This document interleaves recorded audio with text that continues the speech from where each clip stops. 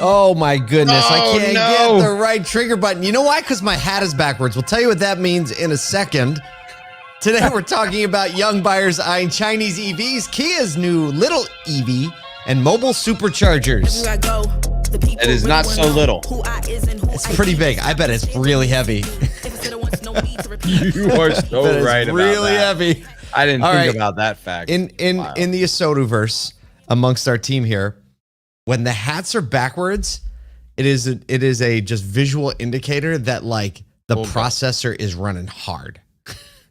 And so the wrong trigger button. I didn't even realize it until I logged into Streamer. I was like, oh, my hat's backwards already. I don't know why. Every once in a while, Kyle and I will jump into it just ends up that way. There's like this weird, just like it just happens. It's kind of, did you ever see the movie Over the Top, or am I dating myself?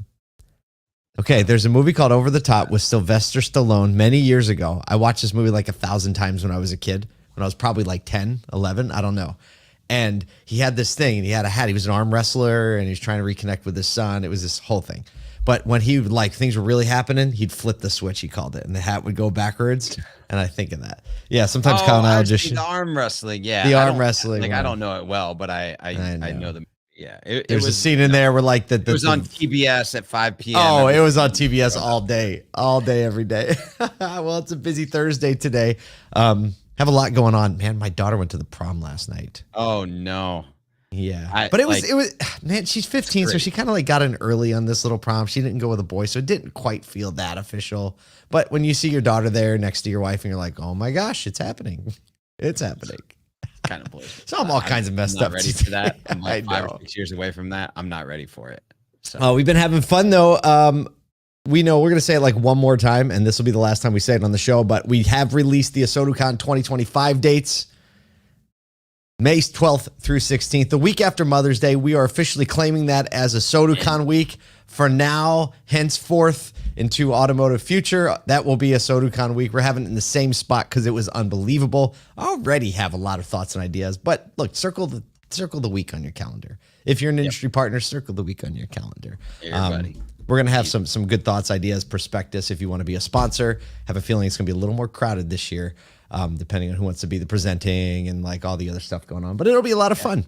Also, crossed 10,000 subs on our LinkedIn page yesterday. Oh, thank you to everyone that follows our LinkedIn. Like it's a super engaged community. That's interesting that you can call, a LinkedIn following a community, but like the interaction in the threads, in the comments, in the engagement, in the reposts is just, it's a highlight for us. Yep. We're going to be leaning into that even more this year. Just that's where the majority of our conversation happens. So if you don't follow it, just go to LinkedIn, search Asotu. It'll come up, Asotu More Than Cars. Follow along. Let's see if we can get you in the conversation. All right, let's have some conversations. Let's go.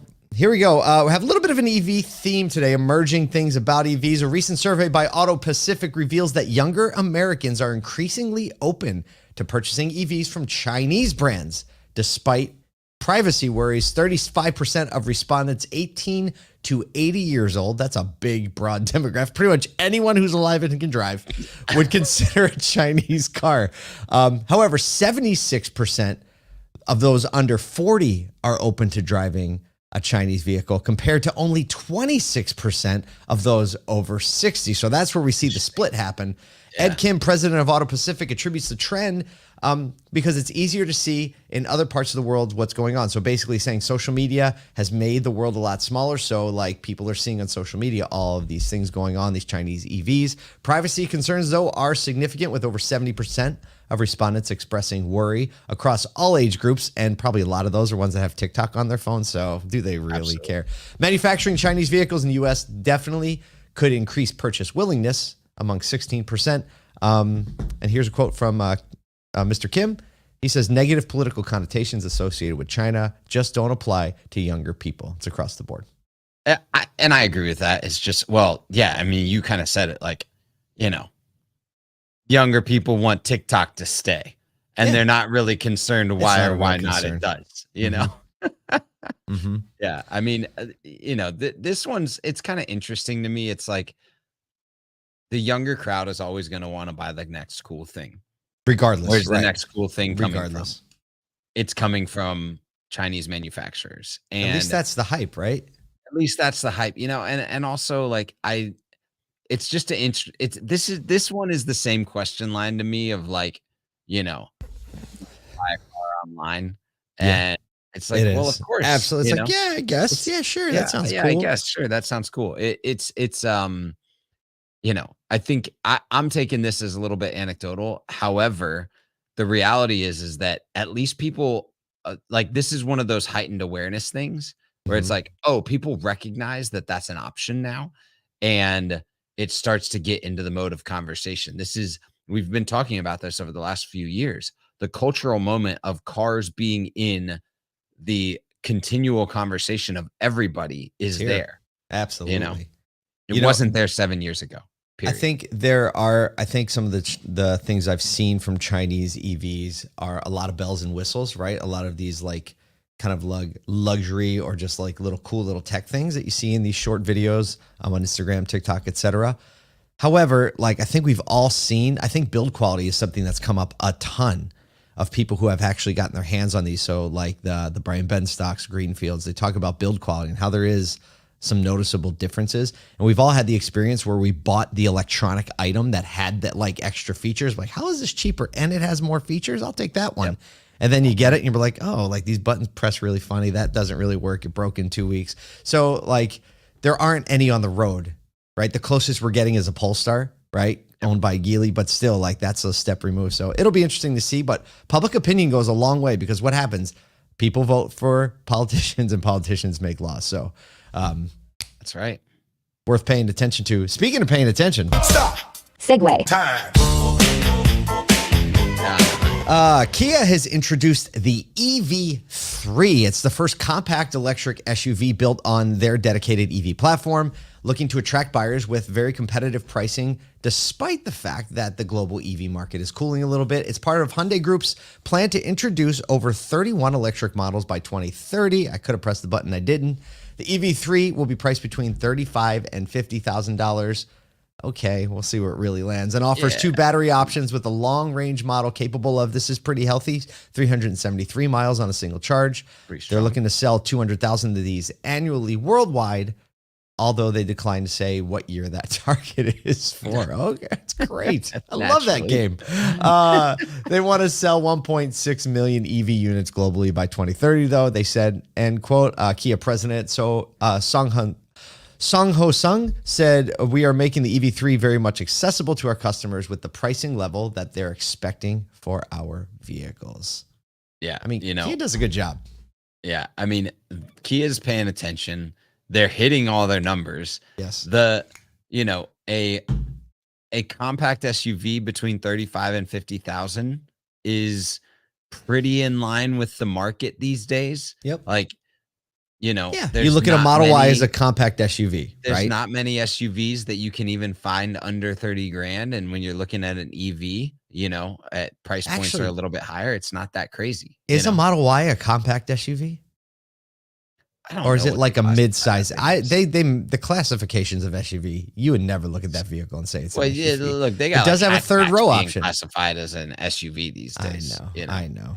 So but it's small. I saw the EV3. It's small. Like it's probably more like what's their smallest one right now? A Seltos. Yeah. So it's probably that size on their new platform, basically. Right. Oh, the Y is Nathan, our producer, saying the Y is a mid-size crossover SUV. Okay. I'm right. That's good for them. Good for them. All right. We'll see. I mean, and our third little piece of this EV puzzle today has to do with a very heavy charger. Oh, a very heavy charger. So Yoshi Mobility has launched a mobile DC fast charging unit dubbed a Supercharger on wheels to address the need for convenient EV charging where infrastructure is lacking. It is a 240 kilowatt mobile DC fast charger. It's mounted inside the back of a GM BrightDrop Zero 600S with more types of vehicles to be added through 2024. So some of the customers that they initially have, some OEMs, autonomous vehicle companies, and rideshare operators, because they're basically looking for places where it's a little harder to, charge and maybe you're running out of battery, you get to this little bright drop coming up. Boom, boom, boom. Full commercialization is expected by early Q1 of 2025. Let's go. Somebody's getting pretty after cool.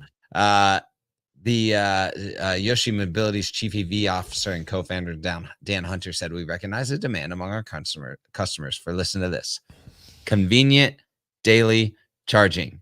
No way. I think the thing looks cool. It looks really cool. And it's probably insanely heavy. I'm trying to think about this, like from a business model standpoint. I know basically how much you pay to charge a car because I have a charger out of my office here. It's not a lot. No. Right? So you think about like, I mean, what are they going to charge? Even if it's a convenience like thing and you charge $50 to charge someone's like Model Y and it can do multiple charges. So say it can do 3. That's $150. It's going to take a minimum to generate that, a minimum of an hour and a half plus travel time to and from. Like, how do you make that a business? And then how long does it take to charge the truck back up? How fast can you charge that? Man, we're still trying to figure it out. A lot to figure it out. I love that. I love them getting Add on the this. 1, subtract the 2. Yeah, carry the 2, right? Place some asphalt. It'll be interesting to see how this comes out. But this obviously is a major component to charge the unchargeables, we'll call it. But I like the daily charging, right? So like I think of I'm trying to think of like who wouldn't have the ability to build in like fixed infrastructure, or maybe places that aren't able to make the investment, right? So you have a parking lot next to an office building who isn't ready to drop $500,000 or $1 million to install some level 3 chargers. And instead you can have a little service where they come out, they top the cars off. I'm sure someday it'll be app based. They'll scan the thing, plug it in, it'll get charged to the right account. Off we go. Yeah, we got to start somewhere. Just like people that run out of charge. Away from, AAA is going to be all over this. They already are a lot heavier, right? I think the fact that it's a level 3 is the big deal, right? The fact that it's charging that quickly it can get that much. But hey, this is part of the climb and figuring it out. I love that GM is a part of the action with the Bright Drop fans. Those things are cool, and we're baby stepping. There we go. We'll have some EVs. Oh man. Well, we hope you have a good day today. We hope you get out there, baby step, make some progress, care about some people, make your business better. And if you really want to level up, you can go to LinkedIn and follow the AutoPacific page.